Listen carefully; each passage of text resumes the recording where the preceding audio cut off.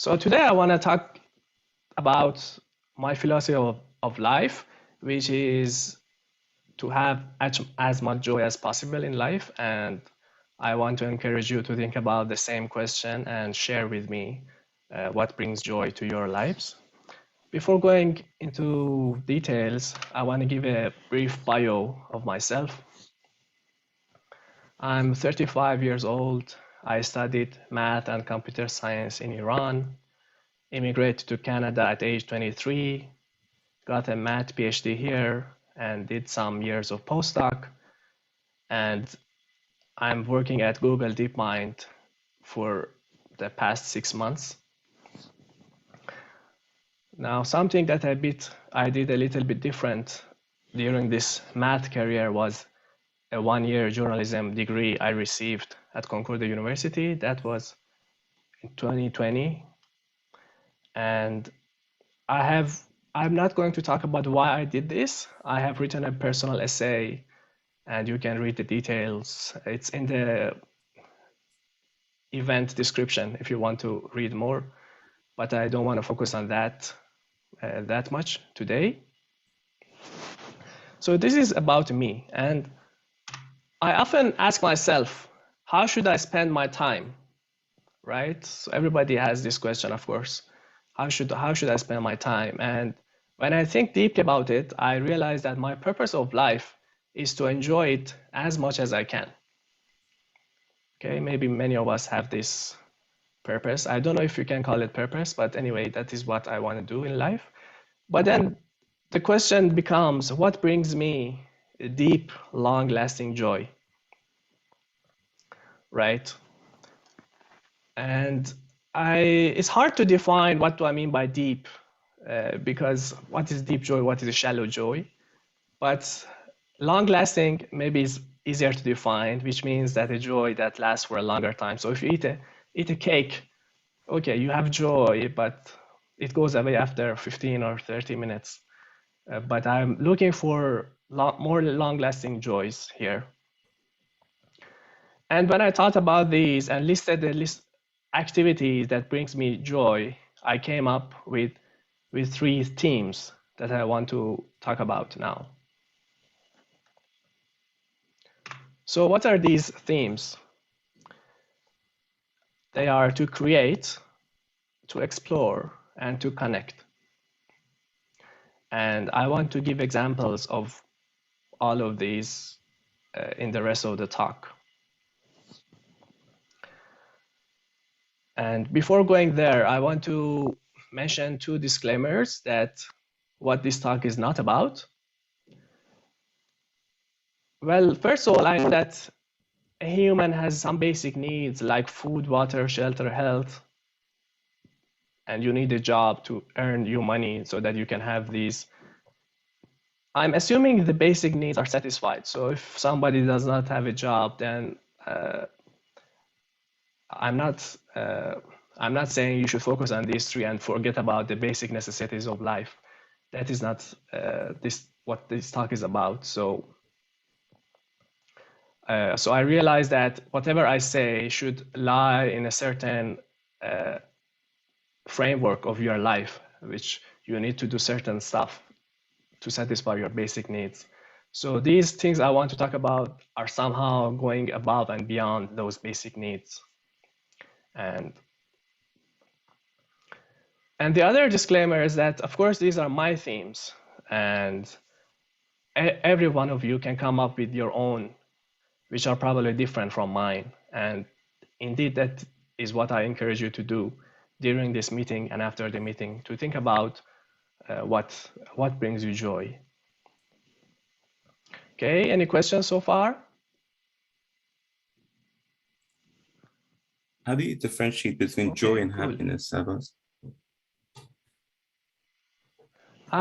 Very good. The main difference is happiness is a too vague word to use. Happiness, so I didn't choose happiness because happiness is a bit vague for me, because happiness can mean pleasure or joy, but joy for me is something that is more long-term. And in Persian, actually, I don't know how to call joy. I don't know if you have a good word for joy. Maybe لذت عمیق or something like that. But ذوق فکر کنم خوب باشه. maybe yes, ذوق. Yeah. Yeah, you're right. It's not a very well-defined word, but I hope you understand what I mean with joy. All right. Any other questions? I'm not sure if that is a question at all or not. But why is actually I cannot ask that as a question because it's your purpose of life. But how I cannot define my purpose of life to be happy personally. Excellent, excellent. So yeah, let's keep this and discuss it after the talk. It's a very interesting. I want to listen to your viewpoint, but let's keep it after the talk. Okay, cool. So now I want to give examples of each of these, right? So I will start with create. And here I've extended and written create and develop because this is a more maybe better description. And here on the right, you see, of course, the poem by Ferdowsi, which is about when he wrote Shahnameh, e-Tek book of Iranian mythology. He wrote this verse: پیافکندم از نظم کاخی بلند که از باد و باران نیابد گزند. And this is an excellent instance of creation in my opinion. Okay, let me give you some examples of my personal life. So I created this plate in the sense that I colored it. I didn't create it from nothing, but I got the ceramic and I painted it, and I put it in the oven. They put it in the oven for me and they give it back to me. So by creating, I mean something as simple as that even, right? Which brings me immense joy when I was painting this. Another type of creation is writing mathematical papers or writing scientific papers. This is another type of creation that, again, brings me immense joy. And here I want to emphasize that I view this word create very, very broadly, right? And I will give you more examples. But here are some examples so far. Here is a picture I took. Again, photography, I view it as a creation because you put your camera and you capture the scene and you create a photo. That is a completely different type of creation, but it still has the same theme of creation. And again, it brings me immense joy to do this. Right. Okay. Okay. Now I want to share a video with you.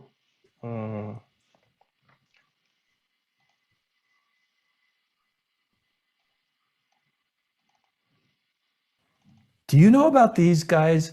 These are Buddhist sand painters. Maybe you're familiar with them. They work in teams and they put together these gorgeous paintings with colored sand. They take weeks to do them. And when they're done, they sweep them away. It's all gone. That's a crazy thing to do. There's something to learn from them. And I don't just mean patience. There's something else deeper than that. Your designs aren't precious, no matter how great you think they are. What really matters isn't the design, isn't the product itself, it's your creative ability. It's your creative style. That's the thing that's precious.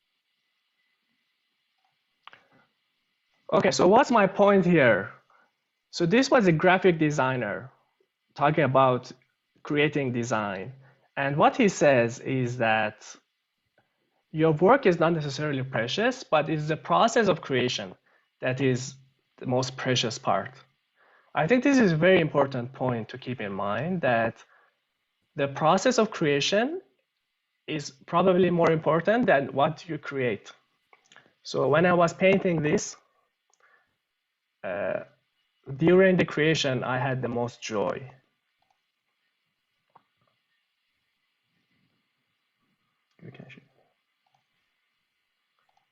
Okay, so here's, yeah, that's one point I wanted to make here by using this example of these Buddhist sand makers, that they destroy their work after they're finished, just to practice the fact that the process of creation is more important than the product.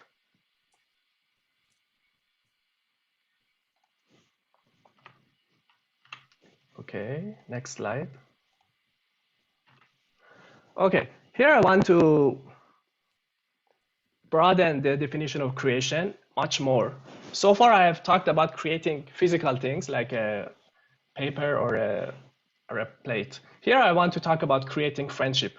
So we are 4 friends, as you see in this picture, and we went to one camping every year when I was doing my PhD. And all of these campings helped us create and develop our friendship.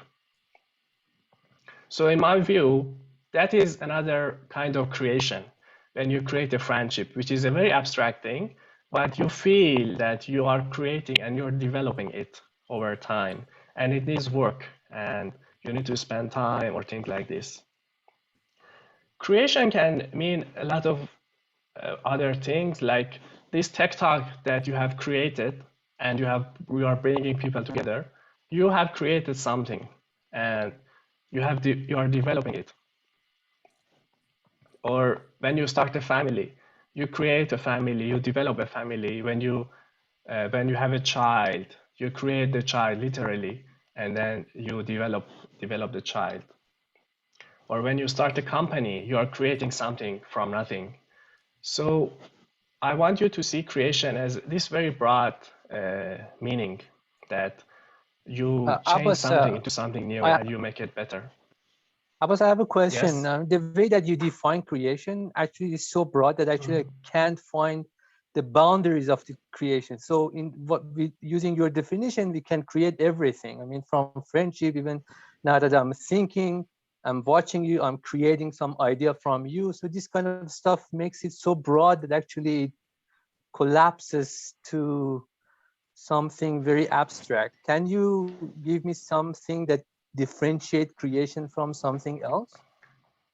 Or should I wait Yes. for your second and third aspects Yes. of Yeah, I agree that's very broad. When I talk about my second and third, then you will feel some kind of distinction between them. But for example, if I have a pleasure of eating a cake, then that is not creation, for example, right? Or I'm creating when I watch a film. good moment for myself. So Okay, yeah, you can view it like this. Okay, yeah, right. You're right. The definitions are not very precise.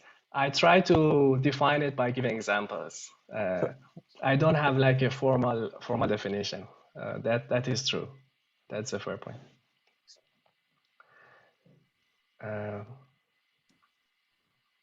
Okay. Okay, let's see. What else? So the second theme is exploring and experience. And for this, I have selected this poem by Saadi, which says, بسیار سفر باید تا پخته شود خامی، صوفی نشود صافی تا در نکشد جامی, which is impossible to translate, unfortunately. And this means going to the world and exploring it and gaining new experience. Again, let me give examples of my personal life. So doing journalism for me was an exploration in a new direction, and completely different from what I had done before. I explored, I learned a lot of new things. I did a lot of new things, which were mostly for exploratory purposes.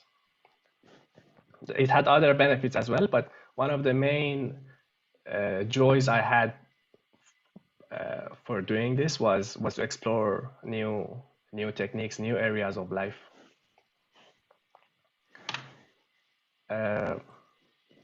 So does anybody know where is this?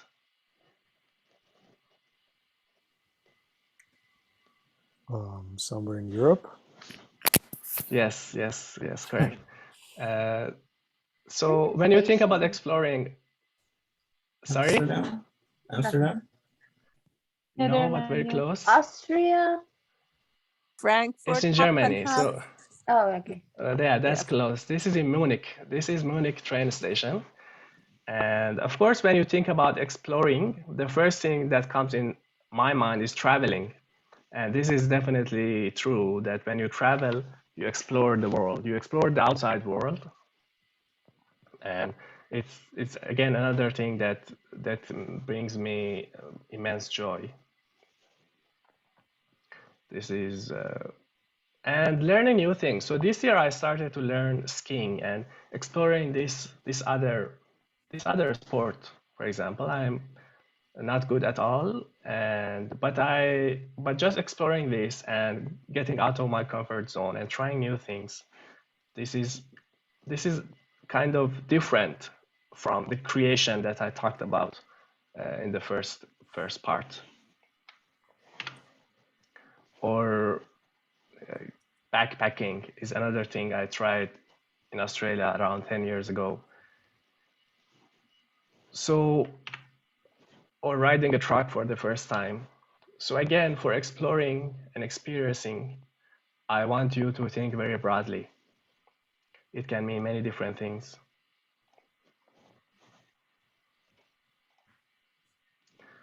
Okay. So the third point is connection and bonding.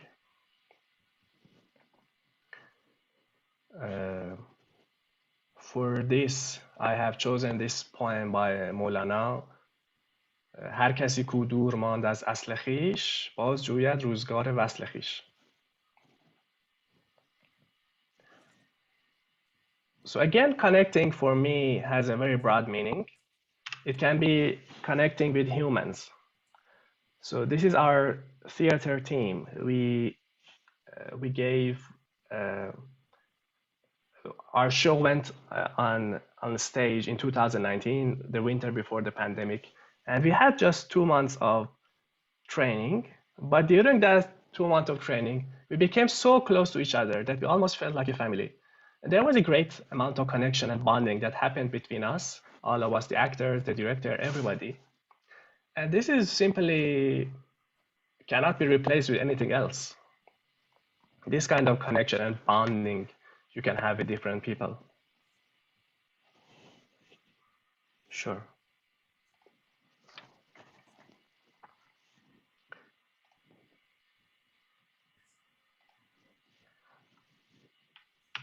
Okay. Yes, so the most obvious connection is with people, but you can also connect with other things, I think.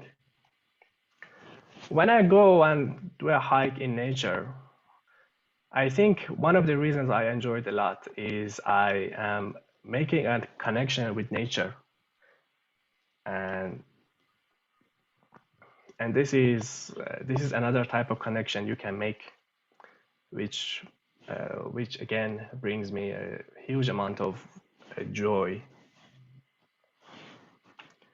Or if you are religious like myself, when you make connections with God, this is another source of joy for you that you can have in your life.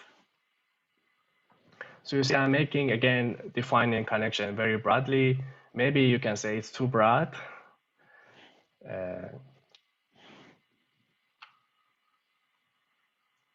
So anybody knows where this one is?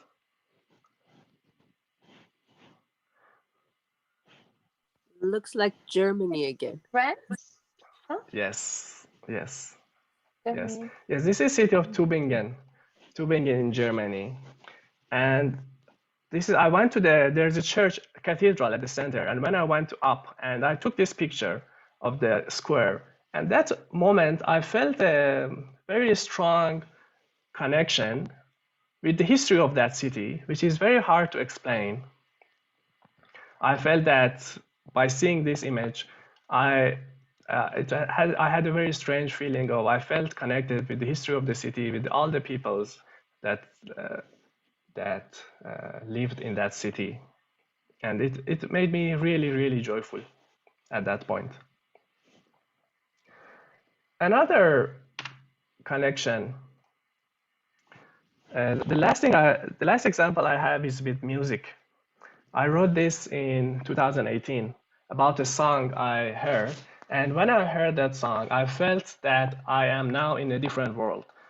I don't know, I think for everybody, they have some favorite song, and when they hear it, they kind of feel out of this world and they feel connected to a different world. And this is kind of the magic about music, that it can build a connection between you and somehow another world. Again, it's hard to explain if you have not experienced it. Okay, Also, I really like so that. these were my, Sorry. yes, go I ahead. really like that you categorize all these type of connections. It just occurred to me that you can also connect with yourself, like when you're meditating or trying to feel your feelings, observing them. So that was very good observation from you. I really enjoyed it. Thanks. Yes, you can definitely connect with yourselves, but that is even harder to explain. So I skipped talking about that. But at first I thought I should talk about it, but then I said, okay, no, it's too difficult. But we can discuss it after the talk, and you can tell me other types of connection. Yes, so that's basically it. So if I want to conclude, first of all, I told you about three themes that give me the most joy.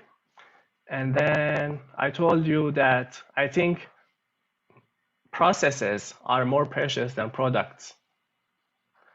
And if you apply it in real life, activities, what you do are more precious than achievements. So what you do is more important than what you achieve.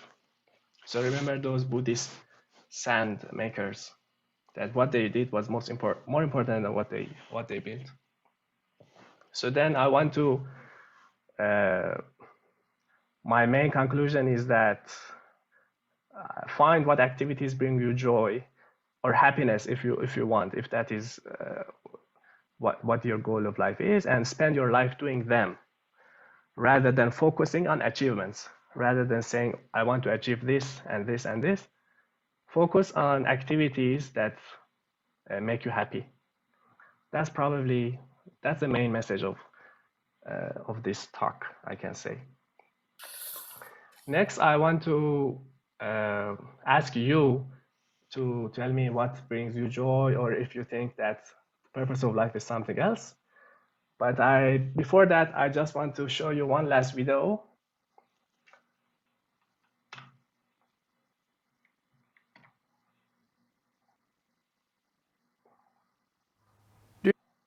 Okay, this is a video by CBC, and in it, they ask people to give advice to their younger selves, right? So the advice you're hearing is the advice of a 93-year-old giving to his younger self, right? Okay, so this is the context. Okay, now let's see what advice he's giving. Dear 91-year-old, don't listen to other people's advice. Nobody knows what the hell they're doing. Signed, a 93-year-old. Just do your own thing. That's the way I say it.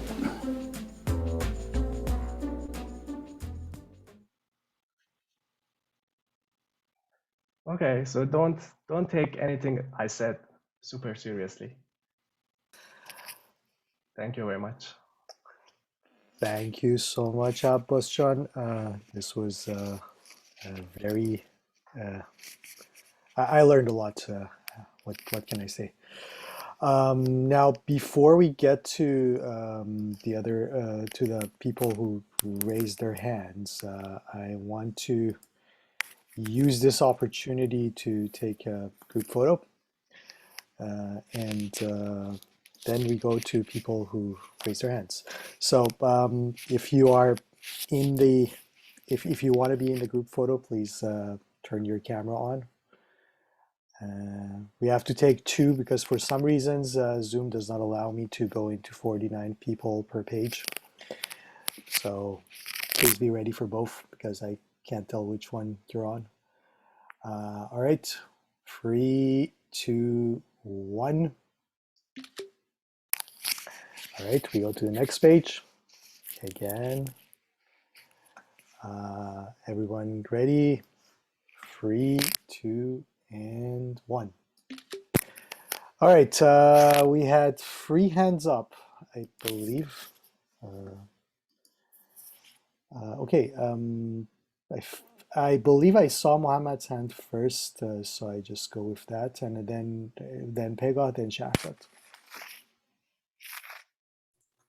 Thank you. Sorry, I've also caught a cold, so bear with me.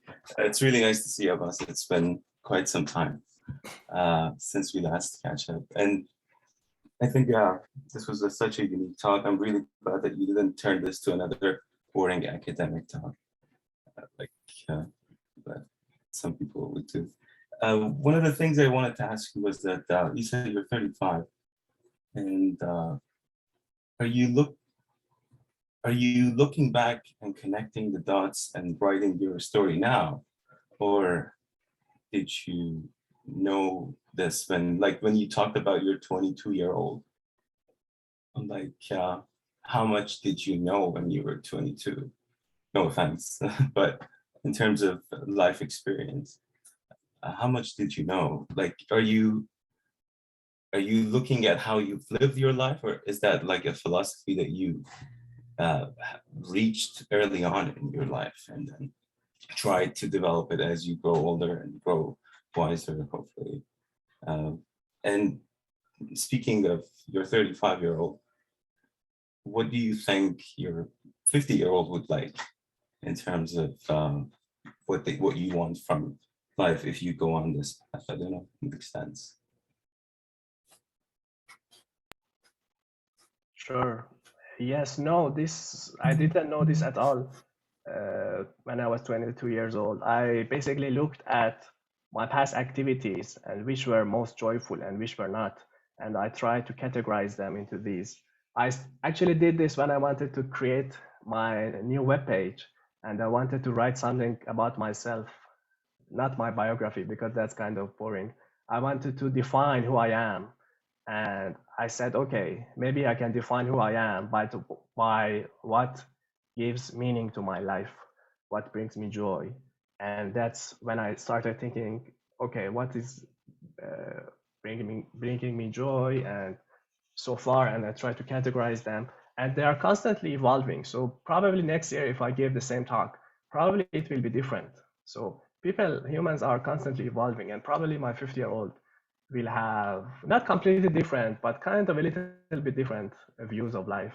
So I don't think it's set in stone or anything like that. It will definitely evolve. Awesome. Pega. Thank you, Abbas, for that talk. Actually, I really enjoyed it. And the thing is, I came today's talk because this has been my own question for a while now. And I still have my first question, that why are we setting our life plan to being joyful and enjoy it? But other than that, I wanted to bring it out that what Abbas mentioned, it kind of reminded me that so it's basically all process of life. The life itself is a process, and what we achieve at each step is a creation at the end. So even as one of the I guess that making a cake can be a creation, and the process of making a cake can be a process. So maybe the only thing that we need to take care of is being mindful at the moment and enjoying that what we're doing, because what you're doing is either the process or letting something. So what we're doing something, or we have a result for that thing.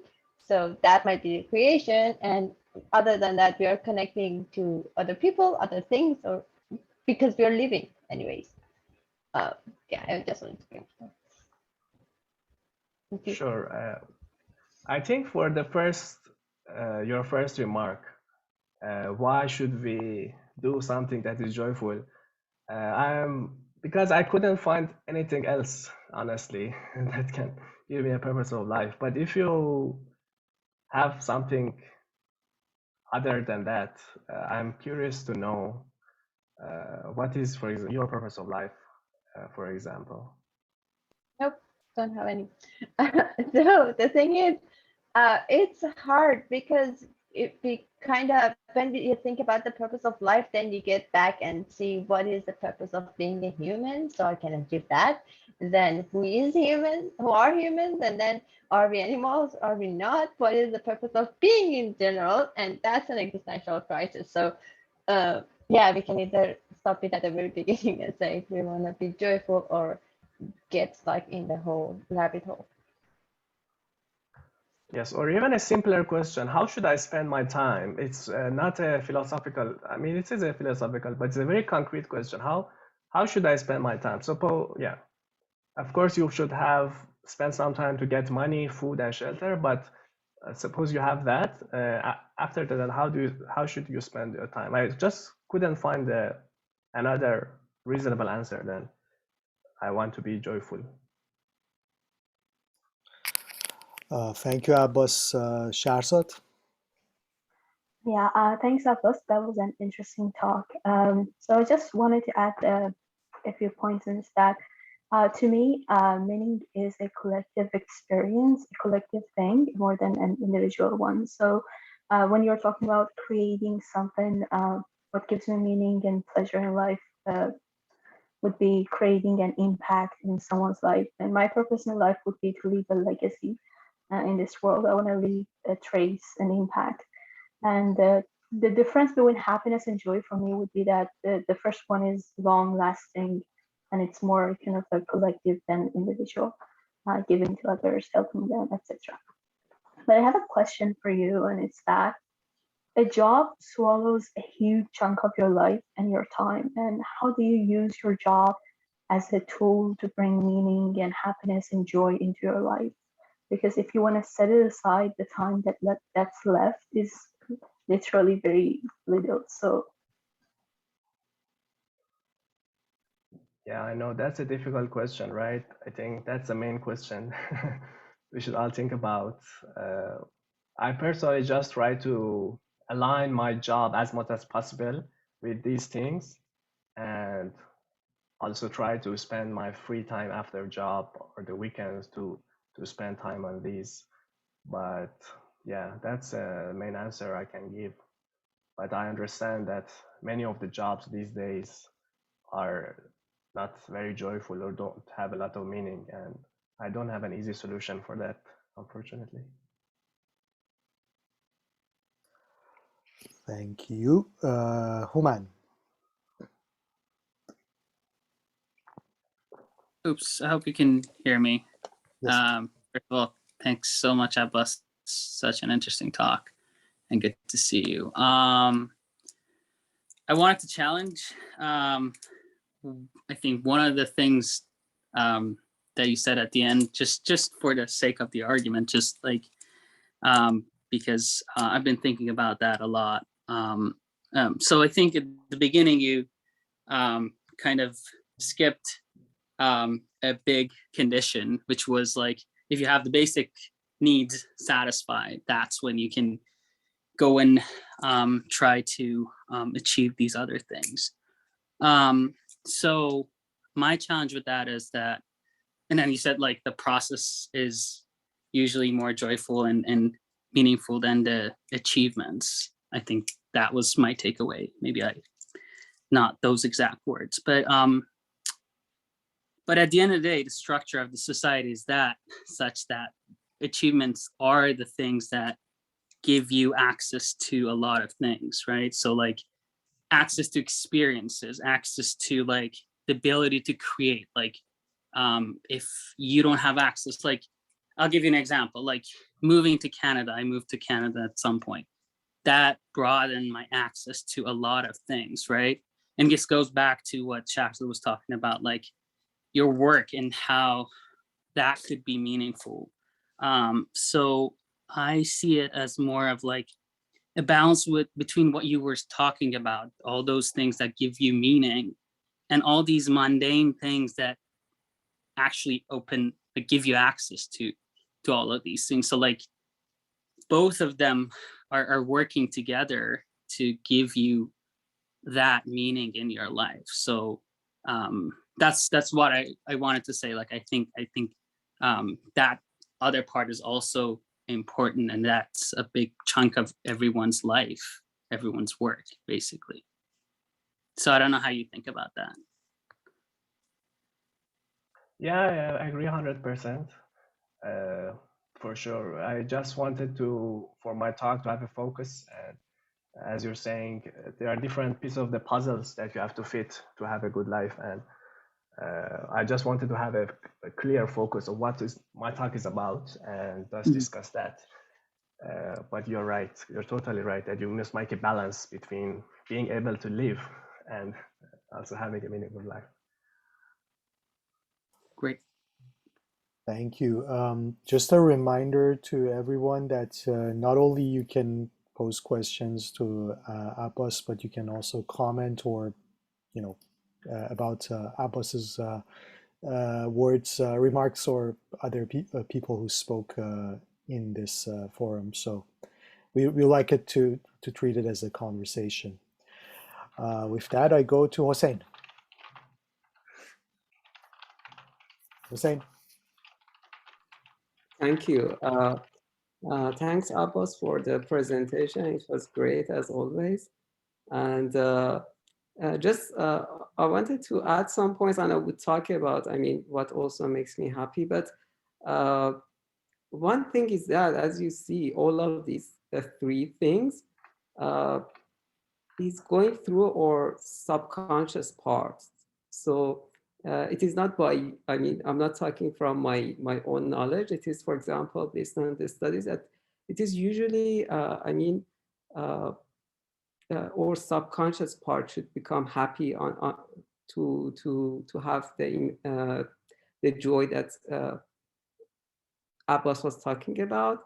So, for example, the motivational talks that they are just telling that life is beautiful, world is good, everything is becoming better. These are not working, or they just work for a short time. But if someone wants to have the real joy, it is going through the subconscious part. That's why that it is through the connections, or doing something like creation. That is not, consciously telling you that it is happiness, but because your subconscious part is becoming happy, you become also happy. The other one is that, this is not also from myself. There is a book, Happiness Hypothesis, and it was also summarized in one of the B+ episodes. It is at the final, it is a very great book, and it is talking about so many things, but at the end of that, it is giving the happiness formula. And it is said that happiness is equal to biological set points plus conditions plus voluntary activity.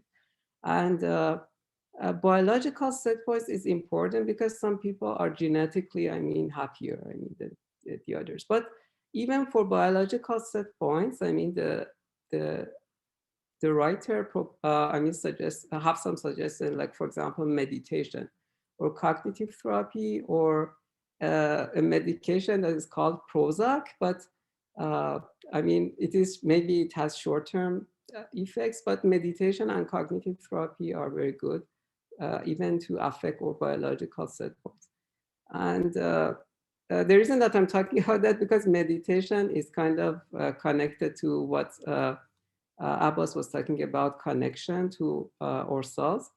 The second item was the plus conditions, and it is like that. We say that, for example, if you want to have good flowers or in your apartment, they should have good condition. It is the same for humans. So if they are not in good conditions, they do not have, they do not feel good. So, and two things are very important as the conditions, and it is repeated in so many studies and books.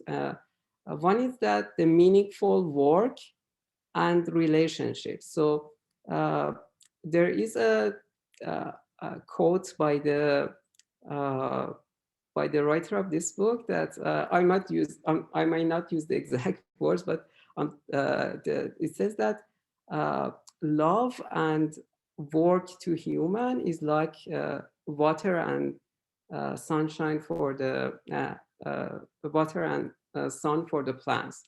So and it is related to as I mentioned, for example, relationship is related to what Abbas was talking about, connections. And the work is, I think creation is one of the best works that, I mean, it can help us to go to the flow state. And flow state is, it is a state that it is well known to the moments that we have the, I mean, the highest joy that we can have. And it means that sometimes we do not understand, we lose the track of time while we are doing something. It is the flow state. It can be even in gaming that it happens. And it is usually happen when we are doing something that we see progress in that. So it is not too challenging to stop us, and it is not too easy to make us bored. So this is the meaningful work and flow state. And the final one item in the happiness formula was volunteer activities, and it is about gratitude, kindness, favors, stuff like that. So just because this great talk was by Abbas was about these things, I wanted just to talk about that. And but to myself, I mean, my friends and relationships are I mean, the highest things that make me happy among these things. And that's why that at the beginning, I told that Abbas is one of my best friends, because I really enjoy the time with him. Thank you. Yes, thanks. I just want to add that, yes, if you find a book or a happiness formula that works for you, you should go for that. I think this is the formula that works for me. Maybe it's slightly different from what you explained, but each of us can find a formula that works for them, and that's perfectly right. That's my last video actually, or nobody knows what they're doing, so just follow what works for you. Thanks for saying. Thank you. Two things, actually three things. One of them is that please also, and this is not for Abbas, for everyone else, is that please check out the chat and try to pose some of your thoughts to the crowd in the chat. That would save us time, and that would also be more engaging. So don't miss it. The other thing is please be mindful of time. We have 7 people waiting to talk. And last but not least is for Abbas, please think about what our takeaway should be. I'm not gonna, you don't have to respond now. We can get back to you at the end. Although my guess would be what that 93-year-old gentleman said, but that's just me. So with that, we go to Mahshid.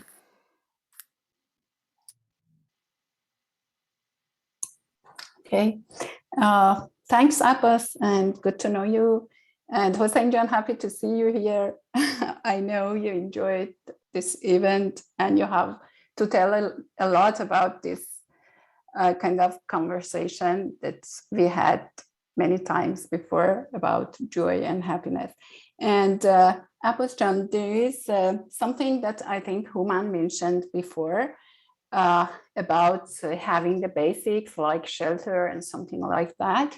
But yeah, I think this would be different. I think what do you think if you were at Google, or if you were in a customer service, you know, in a small company, and you worked as a customer service? It is not a it is not a, you know, it is not a shallow job. It is not, but it is not like working in Google. Okay, so what would you think about that? I think that would be different. Maybe you have shelter when you work in a company as a customer service. You have basics, but I'm not sure if you have you can have that joy or happiness. And the second one is, do you recognize yourself now a happy person and a person who enjoys life a lot? I mean, do you feel the happiness more than 15 minutes that you mentioned at the first of your presentation, when you are hanging with your friends or you are doing activities, or when you are all done with these, are you a happy person and you recognize yourself a happy person? Yeah, that's all. Yes, thank you very much. For the first question, yeah, it's a very important point. I think I should emphasize that I'm giving this talk as a privileged person who has a good salary and living in a good country, and that definitely changes what I look at next. Definitely, if I did not have a job, I know when I was a postdoc, I was looking at the job. I didn't even have time to think about these things. I just wanted to land on a job, and it would have been very different, definitely. Yes, so it's a good point that I am, in Persian we say nafasam az joy garm buland mishe, that I'm talking about this, meaning I am a privilege that I'm talking about these things. The second question, do I feel more happiness now? Yes, I think I do feel, I can't say more. I was always a happy person, except for maybe one or 2 years that I was jobless. But in general, I was a happy person. I think, yeah, I think these really help me in designing better choices for myself. Having this kind of philosophy of life, it will help me to make better decisions. To when I have choice between activity A and activity B, I have now a better measure to compare which one will give me more joy and follow that one. So I think that's the main reason I wanted to develop this philosophy. Thank you, Abbas. Thank you, Mashid. We go to Salma.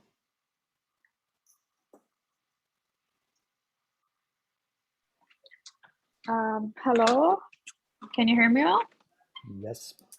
Yes, yes. Okay, thank you very much for mentioning these useful points. I have a question. It's about the people who are perfectionist or has perfectionism. And we do know that people who are having that kind of lifestyle, they do not have the long-lasting joy.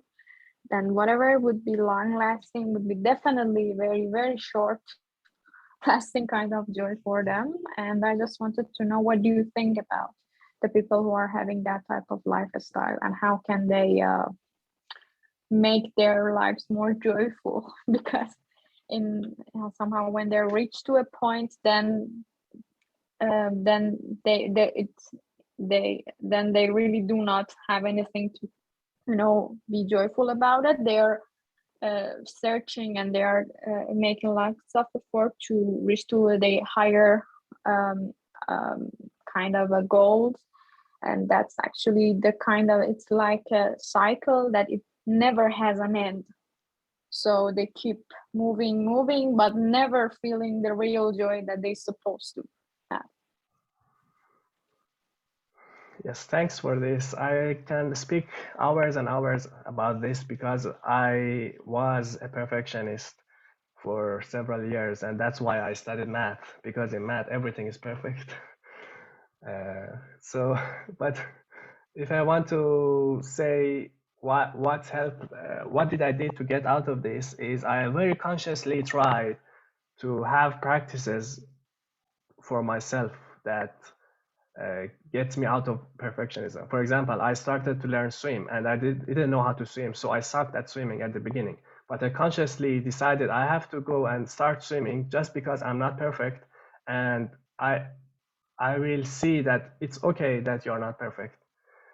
And that's one thing. Another thing, I started camping. There is no way you can be perfect at camping, right?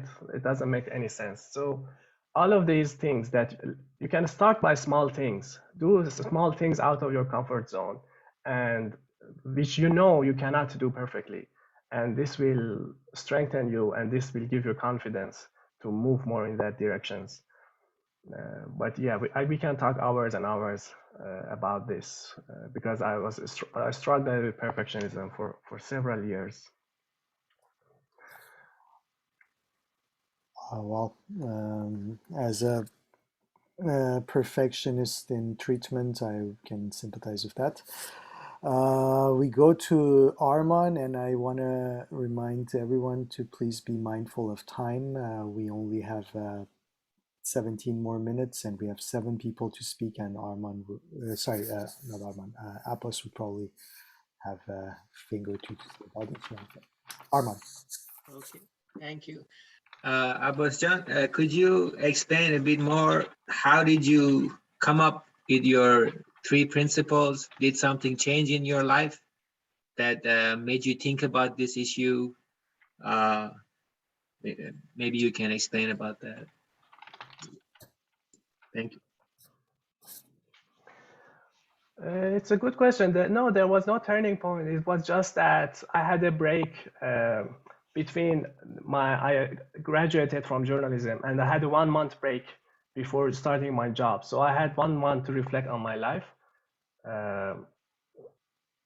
And I started designing my website, and I wanted to write something about it. And then I started thinking about this. So it was kind of a bit random, but when I started thinking about this, I realized, okay, it's a very interesting thing to think about.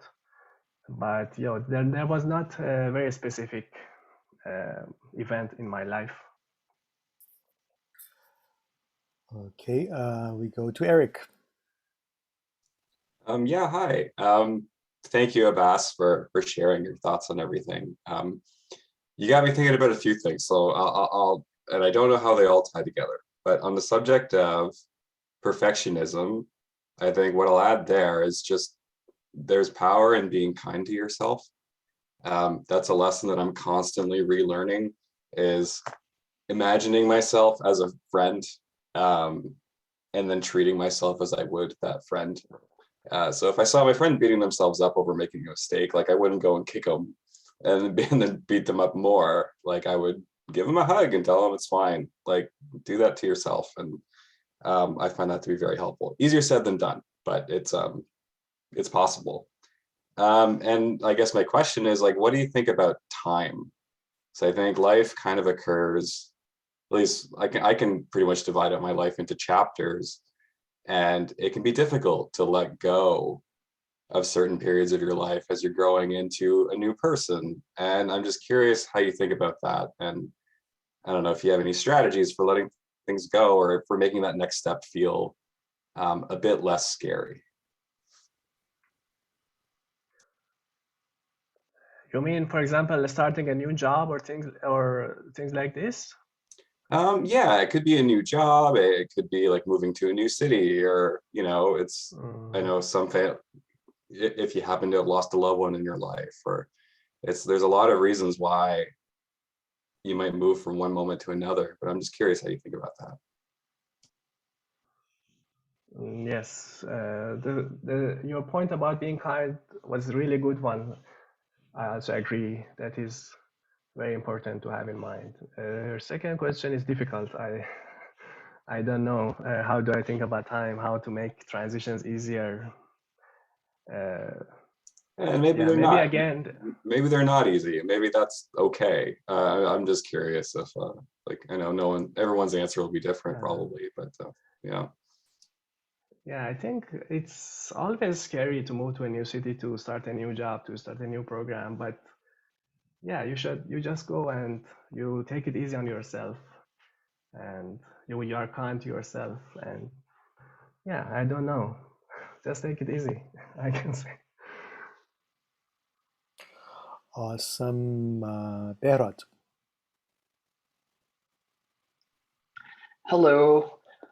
Um, First, your talk was so amazing, and the perspective was so interesting that I'm a little bit shocked, and I'm going to still try to absorb and understand and digest your perspective. It was very interesting, and the reason I'm a bit more shocked because I could see those patterns in my life that I chose these paths. Maybe that's why I'm so shocked. These are just some comments. There a lot. Some people say there is joy and there is pleasure, and they say pleasure is more. Behrad, I I don't know. think you're muted. Your voice stopped. I think your headset failed.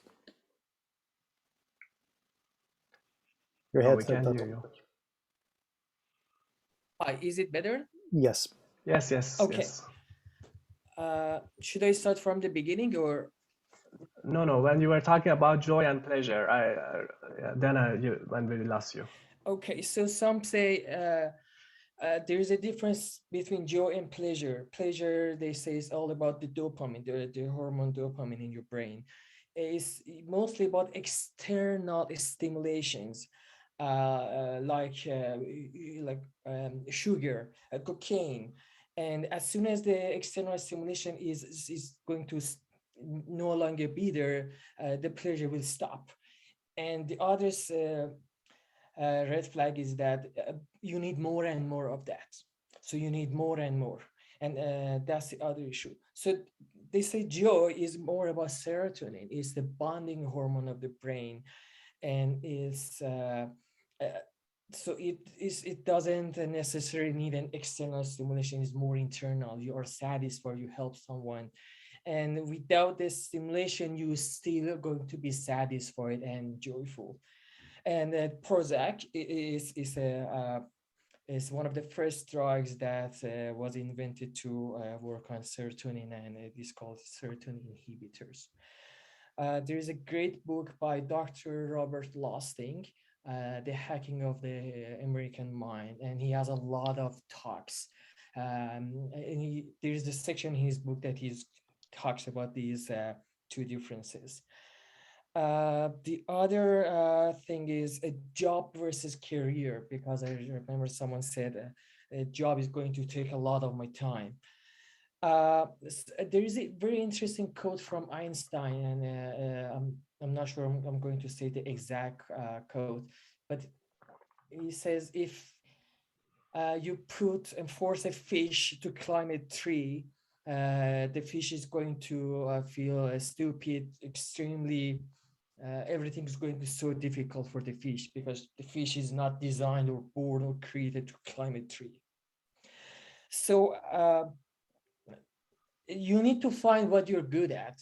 And the difference between a job and career is you are being paid to do the job, but for the career is something that even they're not giving you money or you have some amount of money to survive, you would still do that. You are a billionaire, but you're still doing that.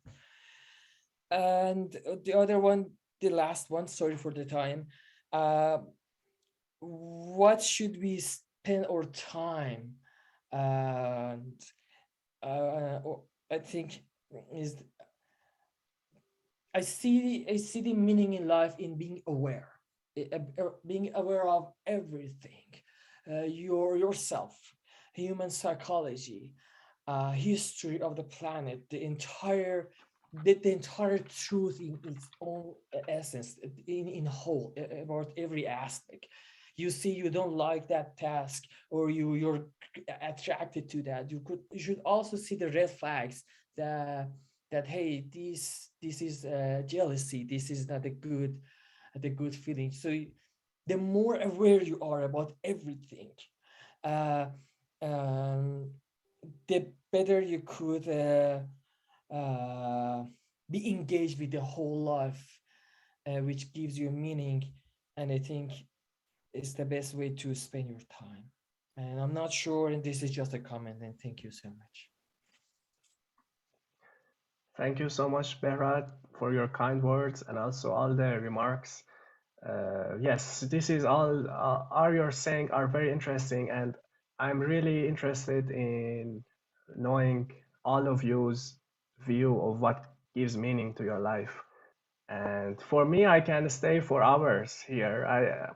From my side, we can stay over time. I don't know about the organizers, but I'm really enjoying these conversations. Thanks so much. And yeah, as I said, I think you should find your own formula of how should you spend your time and just follow that. Well, thank you, Behrad and Abbas. We'll see how we do.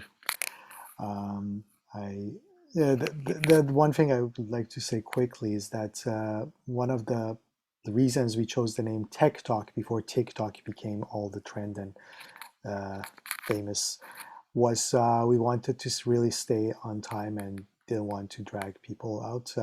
As much as I love this conversation, to go forward, and sometimes we make an exception, and if we have to, we will do that, but we want to be mindful of people's time. So Sajjad. Hi everyone, thanks Abbas for your great presentation. I really enjoyed, and I should say that I agree with most aspects of that. I just have some questions and personal paradoxes that I experienced based on even what you mentioned. So back to the book that Hossein also suggested, the happiness hypothesis, the subtitle reads Finding Modern Truth in Ancient Wisdom, and actually go through the ancient wisdom and old wisdom of many communities around the world. And I just want to say that the cause of being happy is probably a very old cause, and seeking happiness is something that is pretty old. And even Aristotle famously said once that being happy is the end goal of human existence, and happiness in its most abstract meaning. And he continued that you have to define the happiness and personalize it based on the values that you are seeking in your life. But the thing that personally I think is a bit different between our generations and the generations of our ancestors or our grandfathers was the rise of social media, which I assume that the goal was to help people to get connect together easier, but in some ways, we get into a very toxic and dangerous loop of, comparing ourselves with others that, hey, am I happier than the other person? Is my work or my job is more meaningful than the other one? Is the major that I study could have more impact on society than the other one? So that was something that I would like to hear others' thoughts. And you also mentioned that procedure is more important than the results or the products, and I totally agree with you. But again, the people outside and the world, specifically in the tech industry, they value and appreciate results and products. Most people, I'm unfortunate to say this, but most people probably don't care about what you have been going through in your life. They just need the results and the products. If the product and the results are good for you, excellent, good job. But otherwise, the procedure is not that important. And yeah, that's it. Thank you so much. Yes, no worries. Thank you. About your second point, what I want to emphasize is that, okay, make that distinction that, for example, I'm talking about myself. I'm getting this PhD, I'm getting this degree just to make other people happy. This is not what gives me meaning, right? So you should have to distinguish between what gives you what you really want to do and what you do just to make other people happy. The confusion that some people somehow arise in some people is they confuse the two, and after some time they so much try to please others then they don't see what is giving them their happiness, and they just want to please others. I want the example I gave about process versus achievement. I agree it's a bit exaggeration, but I want you to be aware of the distinction, what gives you happiness and what you do in order to give some outsider some degree or something. Thank you. Thank We you. go to Mujtaba. Thanks so much, Abbas, for a very interesting talk. So I was trying to answer this question for myself too. So you said the answer for you was, long-lasting joys. For me, the answer I came up with was stable joys, and it's different in a way that stable joys are those that are harder to take away. Like, for example, exploration. Let's say if somebody put you in jail, then it's really hard to explore, right? So you can't really get joy from that area. So then when I was thinking about those kind of joys, like there are different things that come to my mind. For example, one of them is a cultivation of a great character. So if you have a great character, if you have tried to make one, then you can really feel proud about it, feel happy about it. Wisdom can be another one. If you're a wise person, just being in that state. So I think like there is this hierarchy of things you can, I guess it's good to focus on things that give us joy at the moment, even though they're not stable. But it's actually a good pursuit to go toward like the top of the pyramid, and I think at the very top we have serenity, which is like kind of, I think, aligned with what Buddhism and all those Eastern religions are about. That's just my understanding. So I think it's like more if you want to be a resilient person and always love life, you kind of have to focus on, at least for me, the answer is you have to focus on those joys that are not fragile. That was kind of my answer when I was thinking about this question a while ago. Yes, that's a very interesting viewpoint, definitely. But my question would be, what actions would you take to reach at that state? I think I was trying to answer that question, that what actions should you take? Because you're describing a goal or a state of being that you want to achieve, but still you haven't answered. I mean, probably you can answer, but my talk was mostly focused on what actions should you take. Awesome. Anaita. First, thank you very much, Abbas. It was very interesting talk. And I specifically enjoyed how you categorized the things that gave you joy in like 3 specific categories. That was interesting. My question is about like your emphasis on long-term and deep joy. I mean,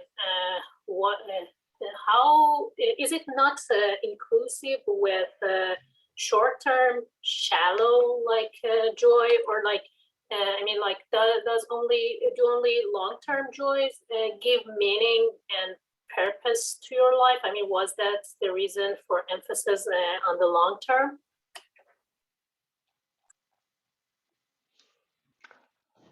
Right. I think the answer is, if I look at my past year and try to remember what were the things that gave me joy, I probably will not remember that cake the other day I had the other day, but I will remember that theater that we created. So I'm focusing on the long-lasting joys, maybe just because I remember them more, or something like that, or I'm more proud of them, but yeah, there is no real big difference that I can say, okay, this is shallow, this is deep. Awesome. So as a follow-up question then, how far would you go if reaching that long-term deep joy needs sacrificing the shorter-term joys? I mean, like, how far would you go on sacrificing the short-term joys? Because Yes, like the overall the goal is like to maximizing the joy, I think. So when these two are contradictory, then like how is the trade-off? It doesn't happen that often, but if there is a choice, I would definitely sacrifice my short-term joy for having a long-term joy. I would not play this game today and work on something boring because I know it will create something meaningful later. Yeah, I do definitely sacrifice short-term joys. Thank you. Thank you. Last but not least, Homa. Thanks, Amir. Thanks, everyone. I'm actually fortunate that it's my turn and unfortunate to be the last one because I know Amir is now biting his nails because I know how much he's concerned about time. But anyways, so one thing that I wanted really to notice all of you guys is that how much our discourse about like the meaning of life and so forth is affected by these concepts of joy, happiness, and so on. And this is something that if you know, this is not something actually throughout history. It's not something, it's very exclusive to our time. And to be more specific, even there has been a distinction in ancient Greece between hedonia and eudaimonia. The thing that about Aristotle, I guess Sajjad was talking about, the happiness that there was a distinction between hedonia, which is the hedonistic way of thinking or living, and eudonia or eudaimonia, is something around that, which is a different thing, maybe more closer to the joy that Abbas was talking about.